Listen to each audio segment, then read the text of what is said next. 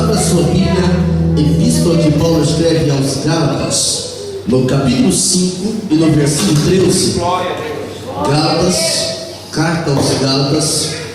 Esta igreja, a igreja da Galácia do Sul, ela era uma igreja que ela tinha uma tendência de ser influenciada pelo meio onde ela estava. Esta igreja, Paulo chama os irmãos que congregavam lá. Lógico que Paulo estava falando de uma forma generalizada, não obstante existir focos, pessoas comprometidas com a palavra.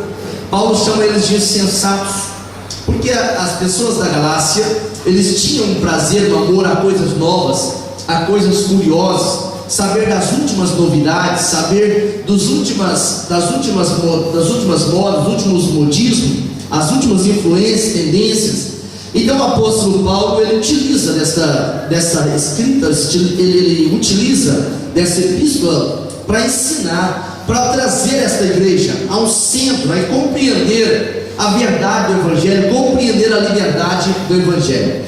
Então eu quero nesta noite compartilhar esta palavra, conservando a liberdade. Nós sabemos que o Evangelho não é uma cartilha de regras. O Evangelho, ele é um manual de atitudes, um manual de comportamentos, um manual de temperamento, um manual de conduta diária, um manual de vida, um manual de entendimento, um manual de sabedoria, de compreensão da revelação da vontade de Deus para o homem. Quem encontrou Gálatas 5:13, diga amém. Diz assim a Bíblia: porque vós, irmãos, fostes chamados à liberdade. Não useis então da liberdade para dar ocasião à carne, mas servimos uns aos outros pelo amor. Amém? Assim, mantendo a sua Bíblia aberta, nós queremos nesta noite compartilhar esta palavra, conservando a liberdade.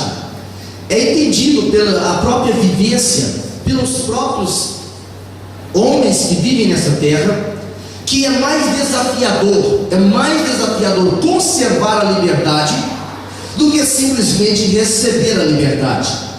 Esta é uma das grandes dificuldades que as casas de recuperação de drogados e coisas do gênero têm para tratar com os alunos, os internos que estão lá. A conservar a liberdade é um desafio para qualquer pessoa que passa por uma penitenciária e então cumpre a sua pena, e ele chega então para enfrentar a vida, enfrentar a sociedade, enfrentar as pessoas. E muitos mesmo, retornam para aquele ambiente presídio, aquele ambiente onde a liberdade é cerceada. Quando a Bíblia Sagrada fala sobre liberdade, o próprio povo de Deus, depois de um período de 430 anos no Egito, eles agora recebem de Deus a oportunidade de viver o primeiro dia de liberdade. Não estava falando, a Escritura não estava restringindo a 430 dias ou 430 meses, eram 430 anos, mais de 10 gerações se passaram, e agora aquela gente tinha a oportunidade de sair em direção a uma terra prometida, uma terra que o próprio Senhor disse que era uma terra que mandava leite, uma terra que mandava mel.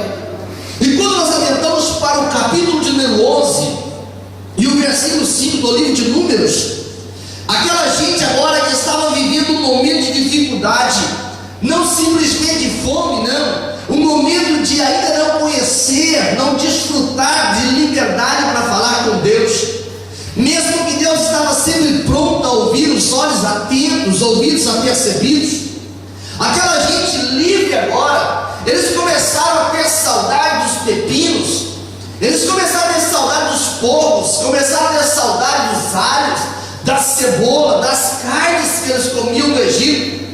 E eles disseram assim: no Egito nós comíamos de graça. Ao chegar a esta conclusão,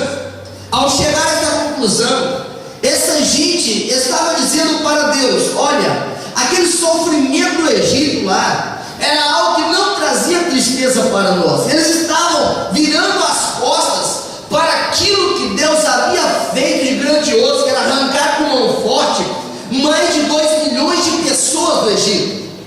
A Bíblia explica, quando nós lemos no livro de Êxodo, capítulo 14, porém, versículo 11, que eles começaram a ter saudade até de ser sepultados no Egito. Quando o crente começa a descompreender ou não compreender, melhor dizendo,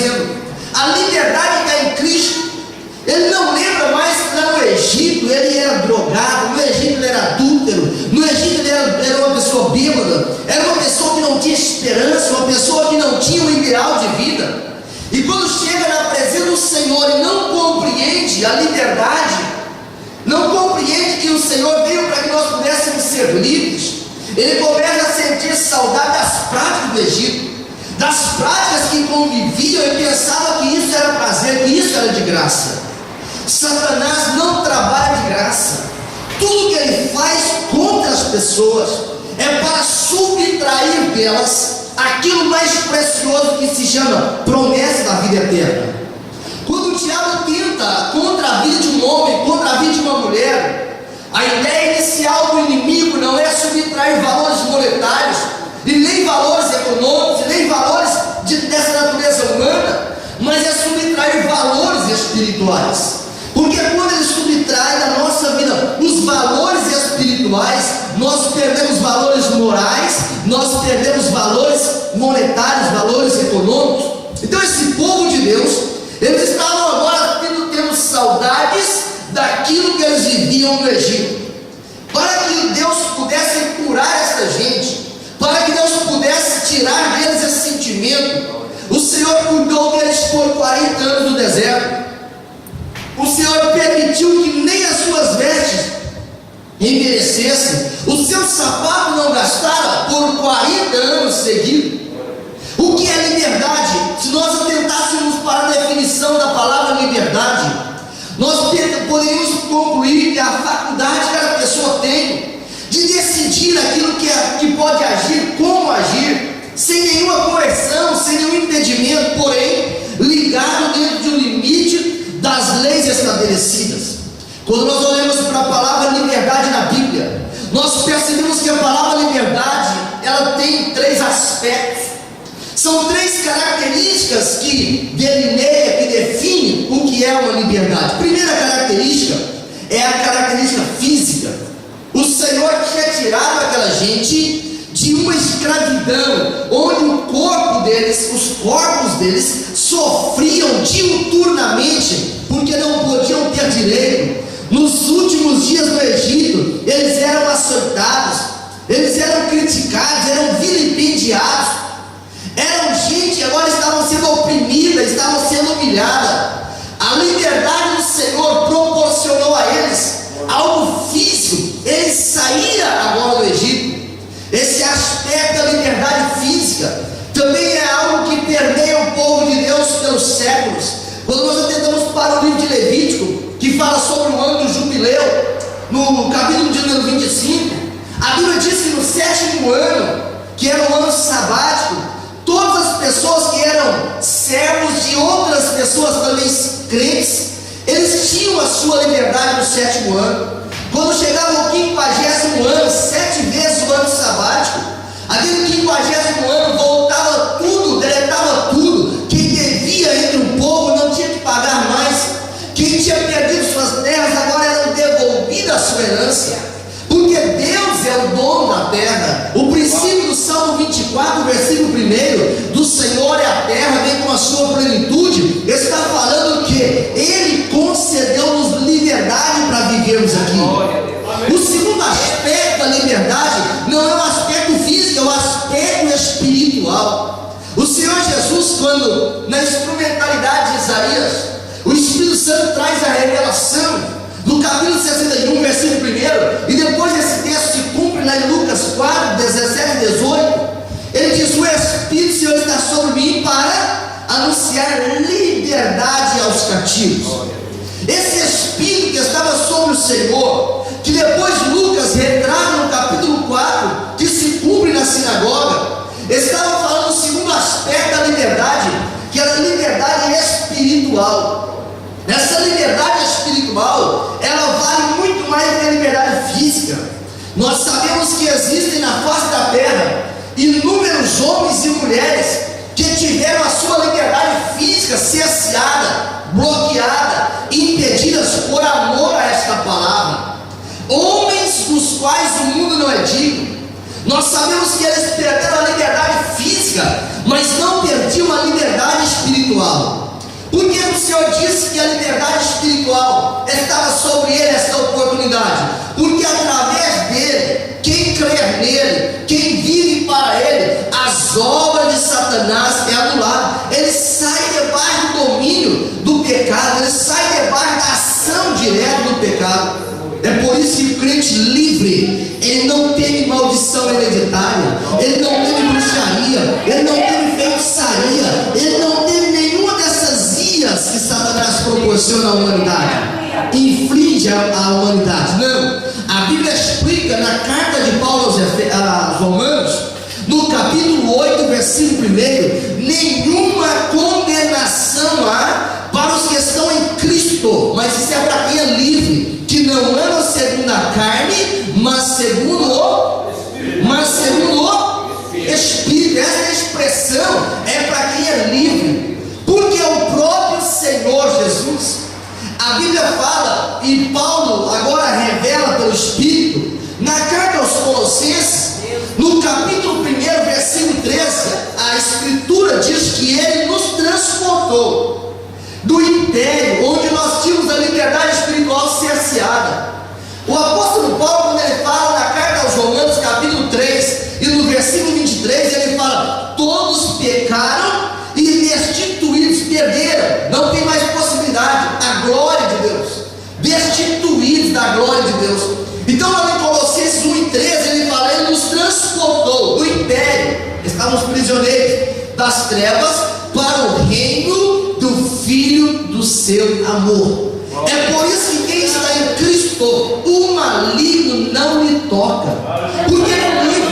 Vale a pena estar em Cristo, vale a pena crer em Cristo, vale a pena viver em Cristo. A Bíblia explica lá no capítulo 1 de Jó, que foi no versículo 8, que Jó, ele adorou a Deus. No versículo 8 diz que ele era justo e íntegro e desviava-se do mal. Satanás, quando ele estava passeando pela face da terra, ele percebeu que em monte de milhões, centenas de pessoas cativas, havia um homem que estava sendo livre, um homem que sabia que tinha redentor, um homem que sabia. Quando nós olhamos para o capítulo 19, versículo 26 do livro de Jó, nós percebemos que ele fala: eu sei que deverei a bondade do Senhor neste corpo ainda. O que Jó estava dizendo: olha, o Satanás, o inimigo, se for o caso, ele pode estar até me levando à enfermidade. Jó até pensava que era Deus, né? Ele pode me levar à enfermidade, mas eu sei que ainda verei o Senhor nesta carne. O homem que, olhando fisicamente com os olhos humanos, ele estava acabado. Terceiro tipo de liberdade, terceiro aspecto da liberdade, é a liberdade moral.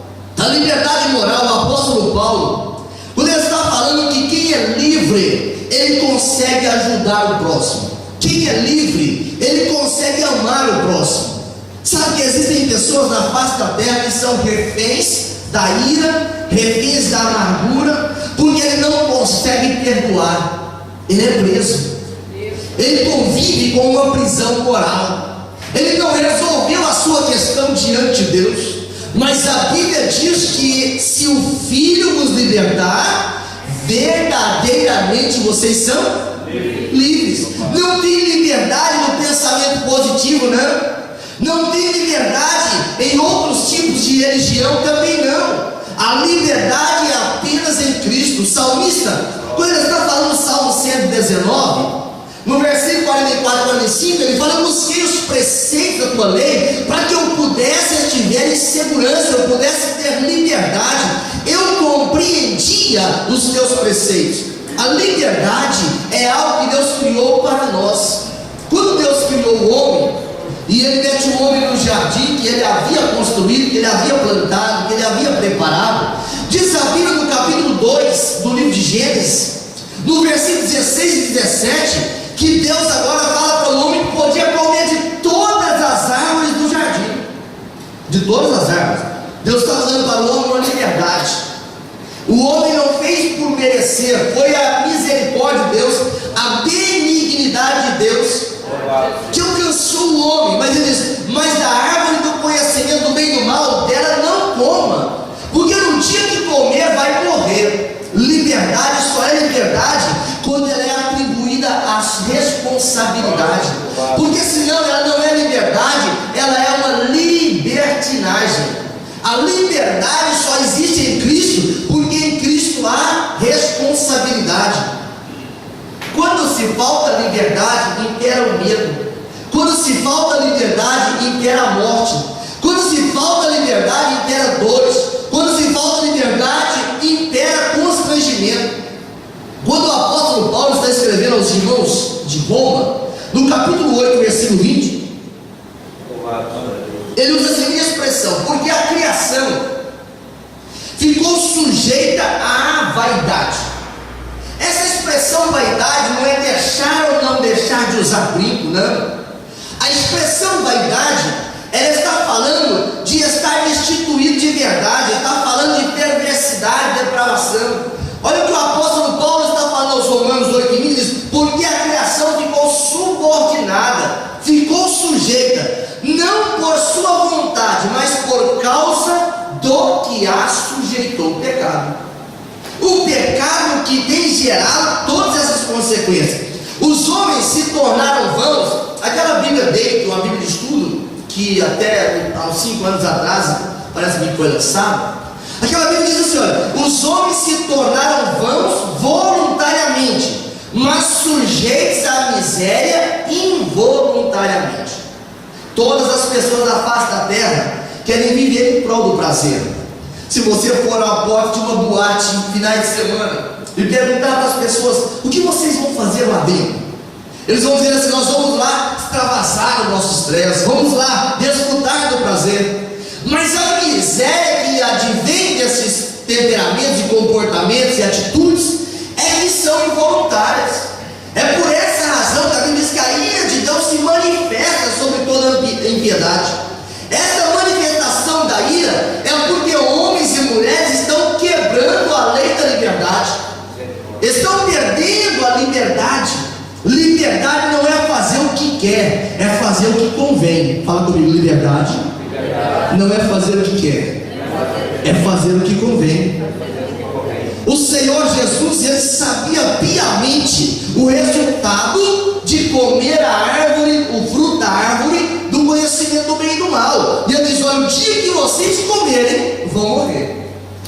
A liberdade trouxe a responsabilidade.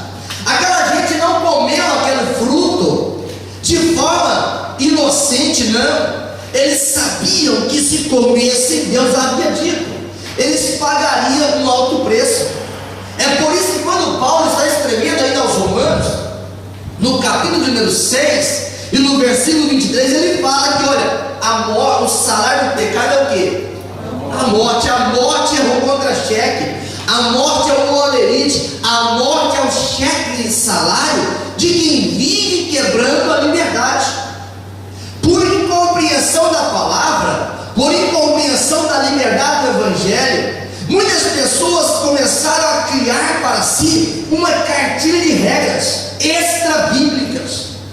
Mas a maior revelação de Deus para o homem é a Bíblia. A cartilha única de fé e conduta do homem é a Bíblia. Porque Deus não se limitou a contar uma história.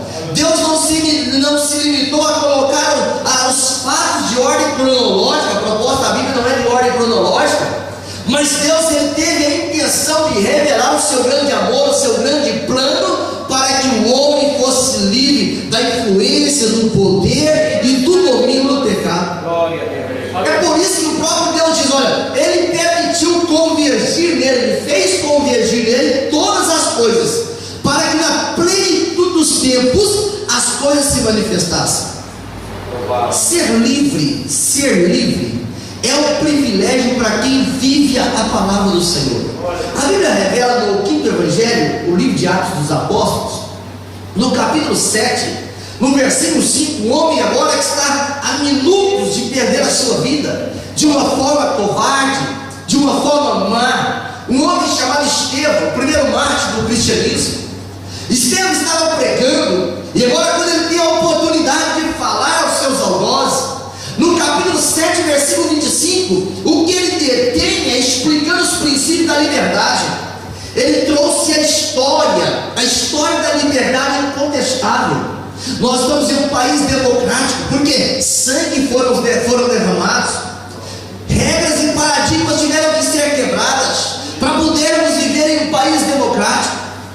Agora, quando nós vivemos esta liberdade, nós precisamos aprender a conservar esta liberdade. Então, quando Estevão está falando no capítulo 7 de Atos, No versículo 25 ele fala de Moisés. Moisés, quando ele ouve a voz de Deus, lá no capítulo 3 do livro de Êxodo, que Deus estava levando para livrar o povo do Egito, ele imaginou que quando chegasse no Egito, toda aquela gente que estava presa, que estava algemada por uma escravidão, iam entender, iam celebrar, porque agora chegaram o libertador.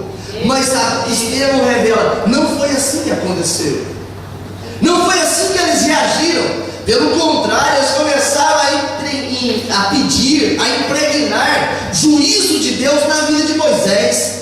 Quando a primeira adversidade aconteceu, eles não pensaram que era o preço pago pela liberdade, para ter uma vida de liberdade. Eles começaram a culpar Moisés. Antes de você aparecer, parafraseando o texto, nós vivíamos bem. Antes de você passar por aqui, nós estávamos deliciando. Eles estavam presos, estavam pensando que estava de graça. É porque o apóstolo Paulo, quando ele fala da carta aos Coríntios, no capítulo 4, versículo 4, ele fala: o Deus deste século, Satanás, ele cegou o entendimento das pessoas para que não brilhe sobre eles a luz do Evangelho. Quando você ouve alguém sair de uma balada, alguém que vai em uma festa de todas as naturezas mundanas, ele começa a dizer: eu extravasei os meus sentimentos, eu estou vivendo uma felicidade tremenda, mas essa felicidade só dura até o próximo momento. Mas a alegria da liberdade, irmãos, é maravilhoso ser livre, é maravilhoso não viver debaixo do sentimento de culpa. Tem crentes que eles, por pecarem, por falharem contra Deus, não confessarem, eles carregam um fardo pela vida inteira de pecado, dizendo: mas eu não posso falar, eu não posso confessar, também não pode ser salvo, também não pode ser livre, também não pode ser perdoado. Porque o apóstolo João, na primeira carta, no capítulo 1, versículo 9, ele fala: se confessarmos os nossos pecados, ele é fiel e justo para nos perdoar. A liberdade vem disso. Quando João está escrevendo a palavra de Jesus, no capítulo 8, versículo 36, ele diz, vou parafrasear o texto: a liberdade não vem de conhecer os textos bíblicos de memória, não. Isso é muito bom, mas não vem disso. A liberdade não vem de frequentar uma boa igreja, isso é maravilhoso, mas a liberdade também não vem disso. Mas a liberdade vem de estar em Cristo, porque quem está em Cristo é nova criatura. João 8,36, Jesus está dizendo, e João escreve: se o Filho vos libertar, verdadeiramente sereis livres. Essa liberdade, ela tem um preço que foi pago. Nós tomamos posse de graça por atitude apenas, por fé apenas, porque Jesus pagou o preço.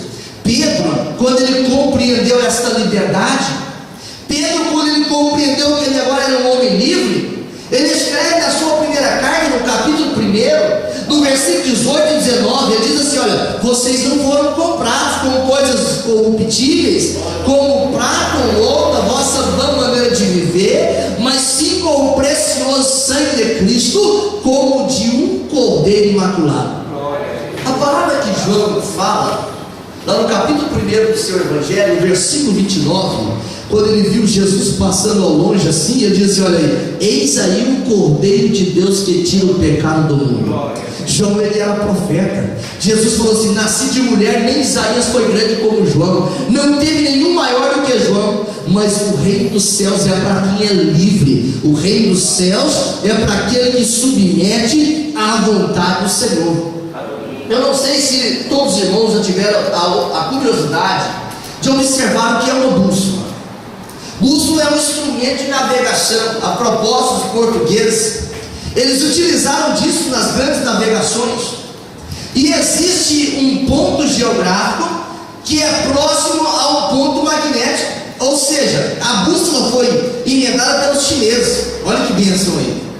E na China, ou nas invenções, no ponto magnético era o sul, mas o ponto geográfico era o norte, ficavam juntos. Por essa razão que sempre uma bússola que está imantada, ela sempre vai apontar para o norte. Traduzindo aqui para você compreender o que é a liberdade. Toda liberdade só é de fato liberdade se ela estiver apontando para Cristo. Somente em Cristo há liberdade, porque somente em Cristo há perdão. Mas uma bússola bússola que não está imantada, para onde você virar o ponteiro, a agulha, ela aponta. Se você apontar para o sentimento, você vai viver em prol dos sentimentos. Se apontar para as frustrações, vai viver em prol das frustrações. Se a bússola não estiver imantada, não estiver apontando para Cristo, vai apontar para nós mesmos e vamos viver uma autocomiseração. Ninguém gosta de mim, ninguém fala comigo, ninguém me visita, ninguém ora por mim, ninguém gosta da minha voz, ninguém me ajuda. Mas quando eu pego a bússola e falo, Senhor, imante a minha bússola na tua presença, Ele vai dizer assim: olha, em Cristo nós somos mais do que vencedores. O diabo aponta assim e fala assim: você, quem está falando aí não serve para nada. Olha o tanto de problema que você tem. Alguns deles são elevados à 10ª potência. Mas é quem tem a bússola imantada em Cristo. Ele vai dizer o que Paulo escreve em Romanos capítulo 8, versículo 28: todas as coisas cooperam juntamente para o bem daqueles que amam a Deus, que são chamados segundo o seu propósito. Amém? É por isso que Paulo, ele começa a dizer que Romanos é a catedral da fé. E agora o versículo 8, o capítulo 8 é a parte mais elevada, é o pináculo mais elevado. Porque ele diz: se Deus é por nós, lá no versículo 31 do capítulo 8, quem será contra nós? Não tem possibilidade, porque agora você é livre, agora nós somos livres. 3 fatores que me levam a conservar a liberdade. Primeiro, eu preciso viver a liberdade. Fala comigo: eu preciso viver a liberdade. Olha o que Paulo está dizendo nos Gálatas capítulo 5: estais, pois, firmes na liberdade. Não é uma liberdade qualquer. Ele diz: liberdade com que Cristo nos libertou.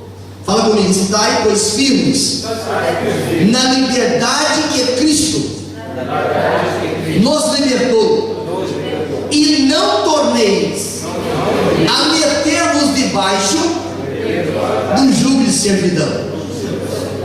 Sabe por que Judas, ele teve que suicidar-se, ou ele se suicidou? É porque Judas, ele pecou, ele falhou, mas ele não quis se submeter à liberdade de Cristo. Ele preferiu fazer as coisas da sua maneira. Ele foi tomado de um remorso. Mas quem vive a liberdade é como Pedro, que falhou. Pedro negou a Jesus, mas ele saiu dali, ele chorou amargamente. Sabe por quê? Ele começou a imaginar: o Senhor me libertou, o Senhor perdoou os meus pecados, o Senhor escreveu o meu nome no livro da vida, e agora eu estou renegando a fé, eu estou renegando a presença dele. Viver a liberdade traz confiança. Quem tem liberdade com o Pai, ele fala e o Pai o ouve. Ele tem liberdade de estar na casa do Senhor. Ele não sente constrangimento de sentar nem do lado de A, nem do lado do B, porque ele é livre. Ele é livre para saudar, livre para adorar, livre para comungar, livre para interceder, livre para glorificar o nome do Senhor. A casa do Senhor é um lugar de liberdade. Essa casa não é uma casa denominacional, não obstante o nome denominacional, mas Jesus sabe: a minha casa, onde eu dou liberdade, onde eu ministro liberdade, ela será chamada casa de oração para algumas nações. É assim? Para todas as nações. Olha o que o apóstolo Paulo diz: viver a liberdade. O evangelho não pode ser motivo de tropeço. O apóstolo Paulo está falando para a igreja de Corinto, na primeira carta, no versículo 8, no capítulo 8, melhor dizendo, no versículo 9, ele diz assim: olha, mas vede que esta liberdade não seja de alguma maneira escândalo ou tropeço para aquele que é fraco. Nós todos gostamos de ser forte. Não existe nenhum crente que eu já conversei em sã juízo que ele fala assim: eu gosto de ser fraco. Pelo contrário, nós gostamos de ser forte. Se nós gostamos de ser fortes, temos que dar testemunho de fortes, temos que viver como fortes.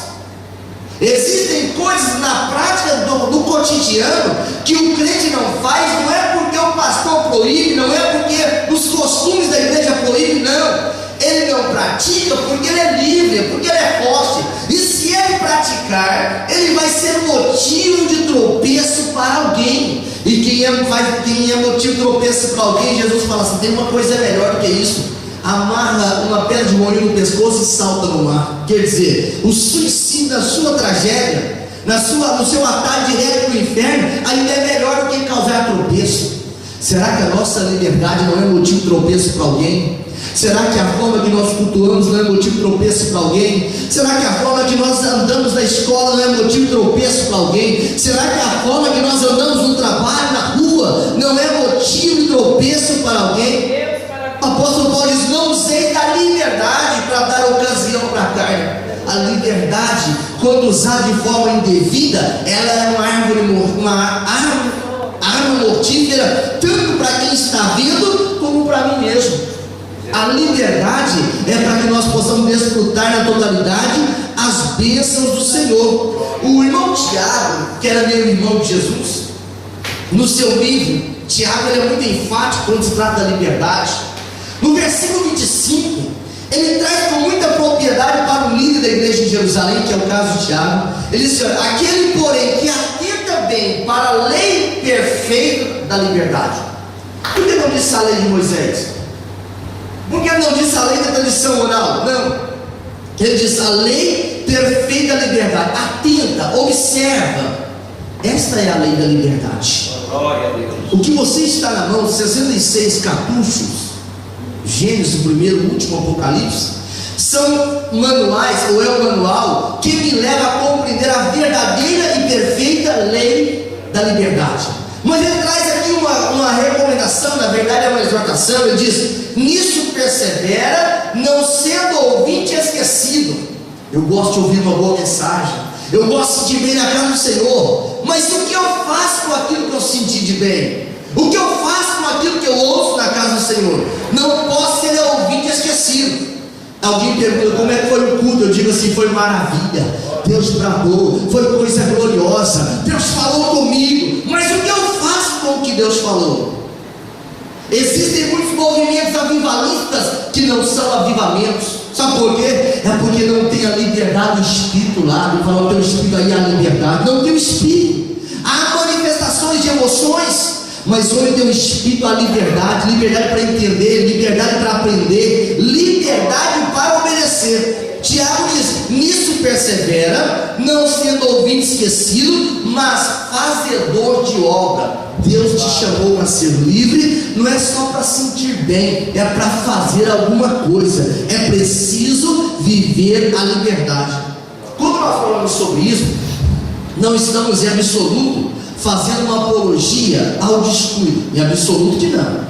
Não estamos fazendo uma apologia a viver uma vida cristã desregrada, em absoluto que não. Não estou me referindo a pensar que o Evangelho é vulgar, em que eu chego como estou, permaneço como eu quero, em absoluto que não. O apóstolo Pedro, ele fala na sua primeira carta, no capítulo 2, no versículo 16, ele fala assim: os livres não usam a liberdade como cobertura da malícia, pois são servos de Deus.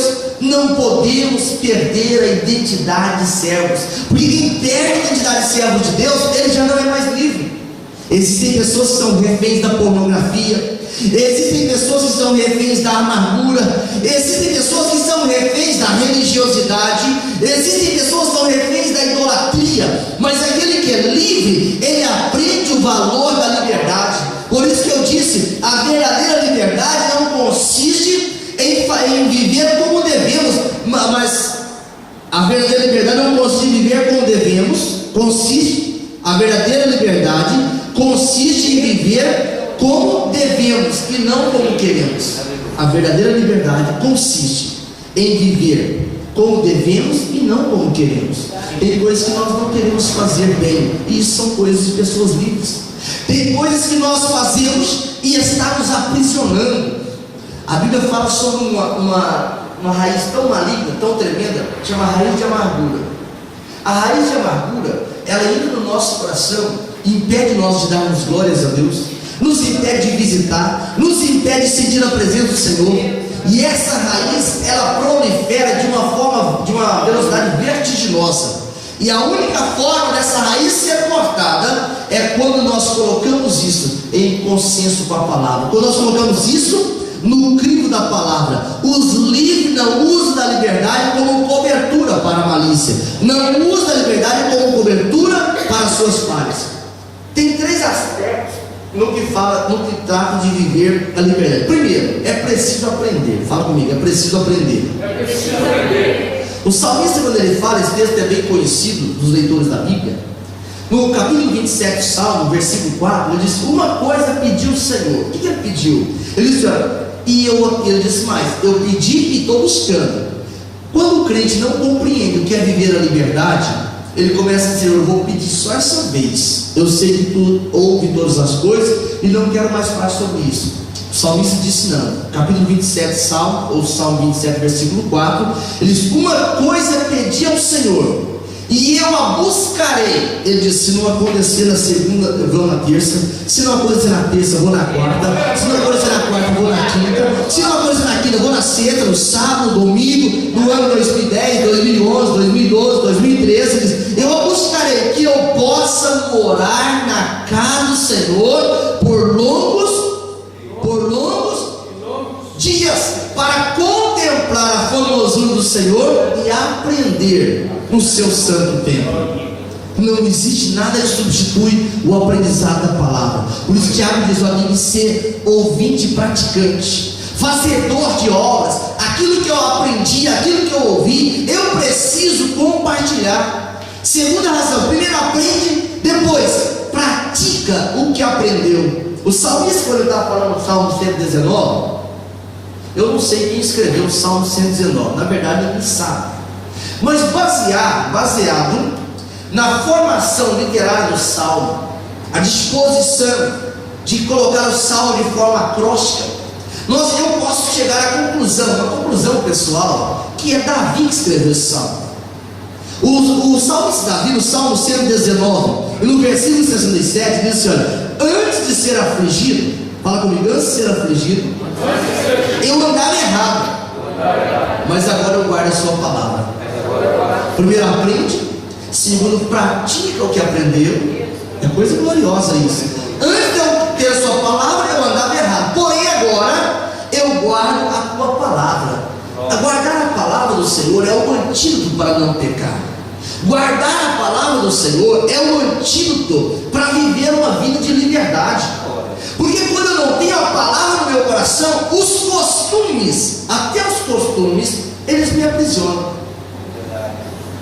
Por isso estava ouvindo uma pessoa dizer assim, ser interrogado, e alguém diz: por que você pratica isso? Ele diz: porque fulano falou que era assim. Mas por que fulano falou? Não sei. Você falou é porque é. Sabe o que é isso? Quer dizer, não compreendeu os preceitos da palavra do Senhor. Jesus falou assim: olha, se o teu inimigo falar você, caminha uma milha, era obrigado a caminhar uma milha? Sim, então caminha duas com ele. Se ele falar assim: deixa a túnica, deixa a capa, deixa também a túnica. Sabe por quê? É porque a liberdade que Cristo nos dá nos faz abrir mão dos nossos direitos, para que nós possamos ser motivo de bênçãos para outras pessoas. A palavra é forte, essa palavra é como uma espada, essa palavra é como um corte, porque ela quer nos compreender que existem princípios mais elevados. O salmista primeiro ensina que é preciso aprender, depois praticar o que aprendeu, e depois pregar o que vive. Pregar o que vive. O salmista, no Salmo 119, no versículo 130, ele fala assim: ó, a exposição da tua palavra, ela traz luz e dá entendimento para os simples. Porque quem é livre, ele não suporta ficar sem falar a palavra. Agora, quando eu aprendi a palavra e não vivo a palavra, todas as vezes que eu pregar a palavra, essa palavra vai ser inutilizada. Não adianta eu ler sobre santo, pregar sobre santo e não viver uma vida santa, porque sem santificação ninguém vai ver o Senhor. Então o salmista está ensinando a nós vivermos uma liberdade. O salmista, quando ele fala assim: olha, eu peço uma coisa ao Senhor, buscar todos os dias, que eu possa estar na tua casa diuturnamente, contemplar a formosura do Senhor e aprender o teu santo templo. O culto e ensino da palavra do Senhor para quem é livre é sempre um momento de regozijo, é sempre um momento de entusiasmo. Ele diz: hoje eu vou, nem que eu pegue apenas a ministração da palavra, porque eu preciso aprender. O crente que não é livre, ele é refém de uma lata de cacos de vidros. Ele fala assim: aqui é toda a minha riqueza, mas a palavra tem diamantes, a palavra tem pedras preciosas, a palavra tem riqueza. Por isso que quem tem a palavra no coração. O salmista diz: guardei a tua palavra no coração para mim não pecar contra ti. Esta palavra, ela leva-nos a compreender a verdadeira liberdade. Foi o que aconteceu nos tempos de Jesus. Jesus chegava e pregava a palavra, e alguém diz: mas e a tradição dos anciãos? E as regras religiosas? Ele diz: tudo se resume em 2 mandamentos: ama a Deus sobre todas as coisas e o teu próximo como a ti mesmo. Disso depende toda a lei dos profetas. Que Jesus estava dizendo: esta era uma lei da liberdade. E esta lei não foi assinada a lápis. Essa lei foi assinada com sangue carmesim, o sangue de Jesus. Segunda característica para alguém que conserva a liberdade é que ele proclama a liberdade. Jesus, quando Isaías, eu me referi já no capítulo 61, versículo 1, ele fala: eu fui enviado para pregar liberdade aos cativos. Essa tarefa, irmãos, ela não foi confiada aos anjos. Essa tarefa não foi confiada a nenhum ser celestial. Mas o evangelista Marcos, ele relata a palavra de Jesus no capítulo 16, e no versículo 15 ele fala: ide por todo o mundo e pregai o evangelho a toda criatura. Que estava dizendo: proclame essa liberdade. Porque no capítulo 16 de Marcos ele diz: quem crer, ele não diz todos seriam obrigados, quem crer, quem quiser ser livre e for batizado é o que? Mergulhado em Cristo, será salvo. Quem não crer, já está condenado. Quem é batizado em Cristo, ele está livre, porque Cristo nem a morte pode detê-lo, ele produz liberdade. Por isso que volta a repetir João 8,36: se o Filho vos libertar, verdadeiramente sereis livres. Onde Jesus chegava a libertação. Onde Jesus chegava livramento. Onde Jesus chegava, pessoas eram livres. Lembra do capítulo 13 de Lucas, no versículo 11, 16, até o 16? Jesus chegou na sinagoga no sábado.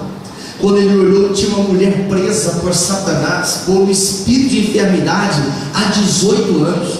Há 18 anos aquela mulher não conseguia levantar o seu rosto.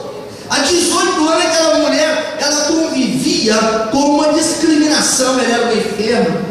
Há 18 anos ela convivia com o chocarrista das pessoas. Eu não sei quais os termos pejorativos que as pessoas utilizavam na vida dela, mas há 18 anos que aquela mulher estava convivendo com esta prisão, e ela estava na casa do Senhor.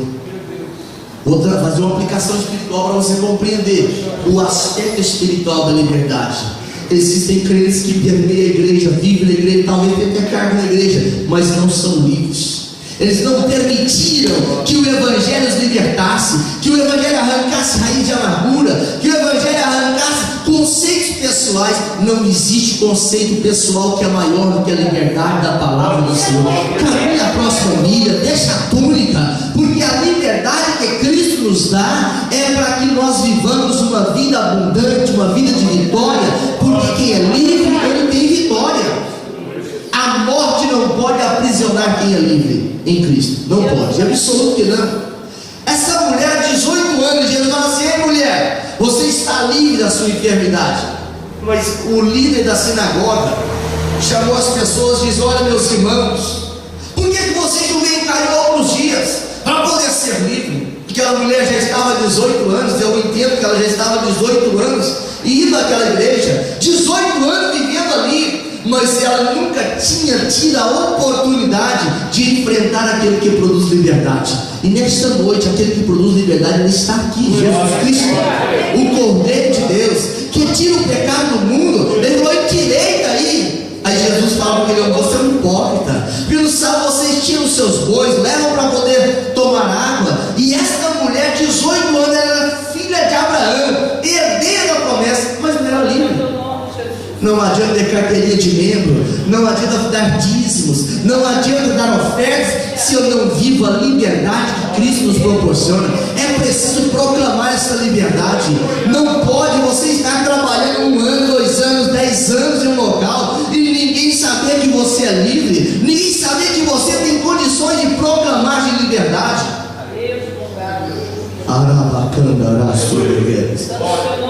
Uma cidade próxima de onde eu morei, em Uberlândia, essa cidade chama Araguari. Lá tinha uma irmã que foi trabalhar na casa de umas pessoas que eram pessoas que mexiam com artes de feitiçaria. E aquele casal, ele se resumiu em partir as coisas da casa, quebrar tudo e brigar, e de vez em quando as coisas ficavam mais sérias ainda. E aquela irmã entrou lá, quando ela viu aquele barulhão, coisas partidas, ela falou: Jesus, a partir de hoje eu quero ver mudança neste lugar. Eles saíam para trabalhar, aquela mulher dobrava o joelho e deitava assim com os seus braços na cama do casal. Mas Senhor, abençoa este casal que vai deitar aqui. Senhor, traz paz, traz alegria, traz compreensão. Aquele casal passaram sua semana, eles olhando para o outro. Parece que tem uma semana que nós não criamos confusão. Parece que tem uma semana que nós não compramos móveis novos. Parece que tem uma semana que tem algo diferente. E eles disseram: mas você está gostando? Eu estou gostando. Então tá bom então. Passaram-se mais uma semana, nada de briga, nada de contenda, nada de confusão. E a irmã todos os dias chegava, colocava as mãos sobre aquela cama e dizia: Senhor, abençoa este casal aqui, traz compreensão, traz alegria, Senhor, traz bênção, traz paz. Ela ia ministrando, ela era livre, ministrava liberdade sobre aquela casa. E passaram-se os dias e teve que entender o que está acontecendo. E agora eles dizem que vão ao trabalho, passa meia hora, eles voltam, entram pela porta do fundo, e a mulher está lá ajoelhada e com as mãos sobre a cama. Senhor, abençoa este casal. Senhor, traz paz, Senhor, traz alegria, traz compreensão. Aquela gente saiu de ponto de pé e disse: aquela crente está fazendo algum trabalho forte aí. É porque o trabalho da liberdade, ele não é um trabalho para um dia, é um trabalho que foi feito na cruz do Calvário. A Bíblia diz que ele, na carta que Paulo escreve aos Colossenses, lá no capítulo 2, versículo 15, diz que ele expôs publicamente principado e potestade, e sobre deles triunfou. Aquela irmã, passaram os seus dias, eles olharam: não estou precisando mais do trabalho dela, vamos economizar. Dispensaram a irmã, ela foi embora, precisava do trabalho, mas foi livre, foi cantando, foi: Senhor, obrigado, o Senhor me usou naquele tempo que eu estava ali. Passaram-se 15 dias, a casa começou a ser partida, móveis começaram a ser quebrados. Eles disseram: liga para a crente de volta para vir trabalhar, porque quando ele está aqui, a paz. Sabe por que disso? Porque aquela mulher era livre, a ação dela proclamava liberdade. Onde você está, o lugar não é mais o mesmo. Onde você entra, o lugar não pode ser mais o mesmo, porque está entrando alguém que sabe proclamar liberdade. O apóstolo Paulo, nesse texto de Gálatas 5:13, ele disse: não useis da liberdade para dar ocasião à carne. A carne, se tiver a menor chance, ela suprime o espírito. A nossa carne, se tiver a menor chance, ela nos mata. É por isso que a terceira característica de alguém que conserva a liberdade é que ele valoriza a liberdade. Sabe quando é que eu valorizo uma coisa como ser humano? É quando eu sei quanto custou. Eu não sei se todos os pais são como eu. Eu olho, cuidado com a luz, economiza a água, olha, economiza aqui a eletricidade, economiza o gás. Lá em casa eu tenho esse hábito de ficar coordenando para que economize, porque eu sei quanto custa. Sabe quem dá valor em liberdade? É quem é livre. Quem não é livre, ele não vai entender o valor da liberdade. Ele vai até se acostumar em estar vivendo uma vida prisioneira. Por isso que a terceira característica de alguém que conserva a liberdade é que ele valoriza a liberdade. Esta liberdade não pode ser usada de forma indevida, porque se eu der vazão à carne, se eu começar a crer nos sentimentos da minha carne, essa carne vai produzir morte.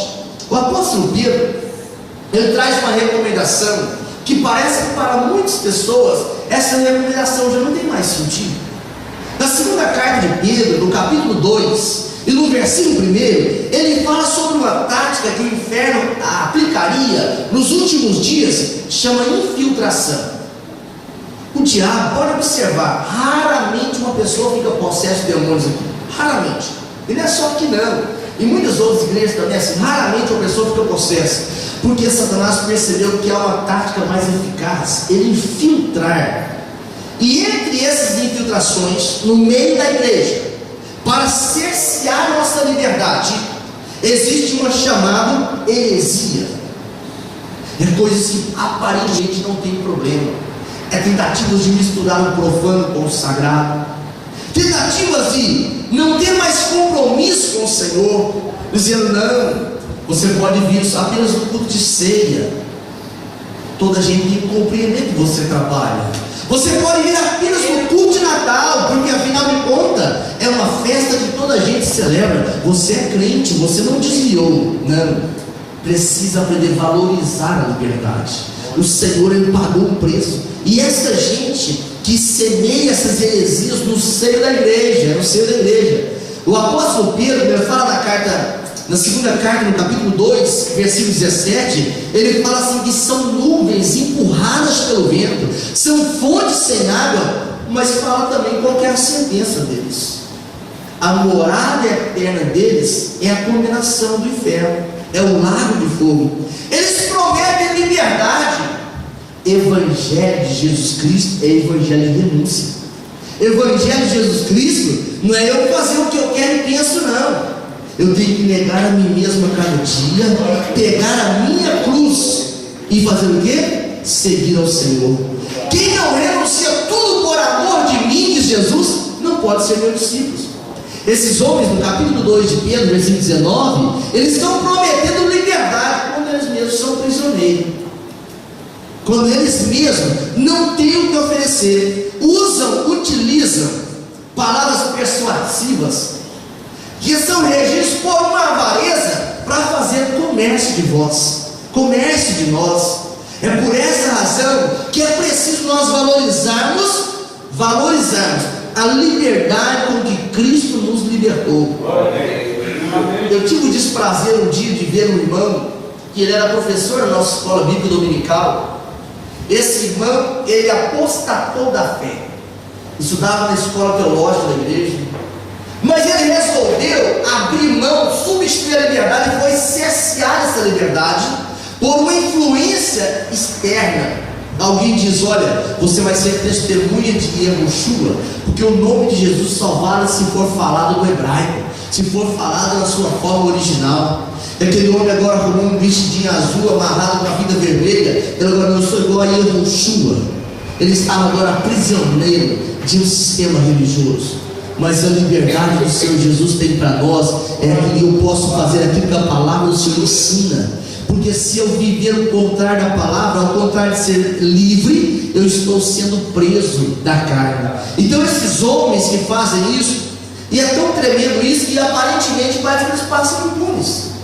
Aparentemente parece que não tem condenação sobre eles. Mas o apóstolo Pedro, quando ele fala nessa carta, no capítulo 2, no versículo de número 4, ele fala: olha, Deus não perdoou os anjos. No versículo 5 ele fala: Deus não perdoou o mundo antigo, exceto Noé, que era homem que andava com Deus, era um homem reto diante de Deus. O Senhor não perdoou. No versículo 6 diz: o Senhor não perdoou nem Sodoma e Gomorra. Vai perdoar essa gente? Diante de Deus ninguém fica impune, porque Ele sabe quanto custou entregar o seu Filho para nós. A Bíblia explica na carta de Pedro, capítulo 2, versículo 20, que esses homens, eles conheceram a Cristo, eles escaparam da condenação, mas eles voltaram negligenciando a sua liberdade, e agora foram outra vez vencidos e envolvidos pelo pecado. Esse ponto é o ponto mais perigoso da liberdade. É porque a gente fala assim: todas as coisas são lícitas, Paulo diz, mas não todas convêm. Todas as coisas são lícitas, mas eu não me deixarei dominar por nenhuma delas. Tudo que dominar a minha e a sua vida, exceto Cristo, se torna prisão para nós. Tudo que dominar a nossa vida, se nós não vigiarmos na liberdade, o nosso filho passa a ser o objeto da nossa idolatria, o nosso carro passa a ser o objeto da nossa idolatria, a nossa casa passa a ser o objeto da nossa idolatria, o nosso cargo na igreja passa a ser o objeto da nossa idolatria. Esses homens que Pedro ele ensina sobre eles, condena a prática deles, eram homens que foram uma vez livres, mas eles se submeteram de novo à prisão de Satanás. Aí Pedro termina o versículo 20 dizendo assim: olha, o estado atual deles é muito pior do que o estado anterior. E no versículo 21 ele utiliza de um adagio popular daquele tempo: a porca volta à lama, o cão volta ao seu próprio vômito. O escritor aos Hebreus, ele cita no capítulo 10, versículo 26 e versículo 27, ele usa a seguinte expressão: por quê? Fala comigo, por quê? Se pecarmos voluntariamente, depois de termos recebido o conhecimento da verdade, já não resta mais sacrifício pelos pecados, mas uma certa expectação horrível de juízo e ardor de fogo que há de devorar os adversários. Quando eu não valorizo a liberdade que Deus me dá, eu estou assinando a minha própria sentença condenatória. É por isso que é preciso compreender com todas as letras que temos que viver a liberdade, proclamar a liberdade e, de uma forma mais ampla, valorizar a liberdade. Não seja prisioneiro do sistema lá fora. Não seja prisioneiro dos teus sentimentos. Não seja prisioneiro da vida financeira. Não seja prisioneiro da vida profissional. Mas seja livre. Eu não estou fazendo apologia que você deve viver a inércia do trabalho, nada disso. Eu estou dizendo para você: valorize a liberdade de adorar, a liberdade de glorificar. Nós podemos glorificar em voz alta, nós podemos cantar em voz alta, nós podemos pregar em voz alta, porque estamos em um país onde temos ainda esta liberdade. Mas imagine se nós estivéssemos agora em uma cávea, toda protegida, toda acústica, e não pudesse dar glórias a Deus, tivesse que ficar guardando o coração, com glória a Deus bem alto, bem íntimo, bem baixo, bem íntimo. Mas você é livre para adorar. É por isso que quando você entrar por aquela porta, eu deve dizer: Senhor, eu te adoro porque sou livre. Satanás não tem poder sobre a minha vida. Senhor, eu te adoro porque o Senhor me deu uma família. Eu sou livre. E eu te adoro porque eu posso celebrar com toda a minha voz, com toda a minha força. O céu é para quem é livre. Amém? O céu é para quem é livre. E quem é livre adora, quem é livre glorifica, quem é livre celebra, quem é livre tem razões de regozijar. Quem é livre, ele sabe quanto custou a sua liberdade. Por isso, nesta noite, quero te convidar a estar de pé. Não deixe ninguém roubar a sua liberdade. Conserve a liberdade. Conserve a liberdade de poder sentir a presença do Senhor. Conserve a liberdade de oferecer um culto que sobe com um cheiro suave aos narinas do Senhor. Conserve a liberdade de poder ter a oportunidade de pedir ao Pai e Ele atender a sua solicitação.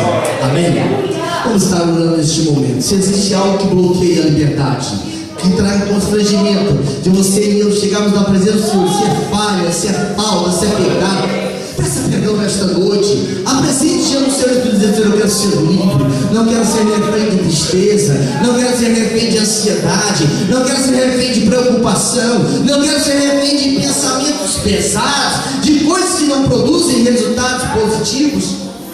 Deus Santo e maravilhoso, nesta noite, Senhor, o apóstolo Paulo disse que onde é o Espírito há liberdade. Nós somos chamados para ser livres, Senhor. Não deixe nós submetermos de novo aos rudimentos deste mundo, Senhor, mas que nós possamos estar, Senhor, livres pela Tua Palavra, vivemos a Tua Palavra, adorar com liberdade como ensina a Tua Palavra, fazemos obra como manda a Tua Palavra, Senhor. Pai, não deixe ser refém da preguiça, do cansaço, do enfado, mas nós ficamos livres para poder adorar, livres para poder glorificar. Nós te adoramos, Pai, em nome de Jesus, em nome de Jesus.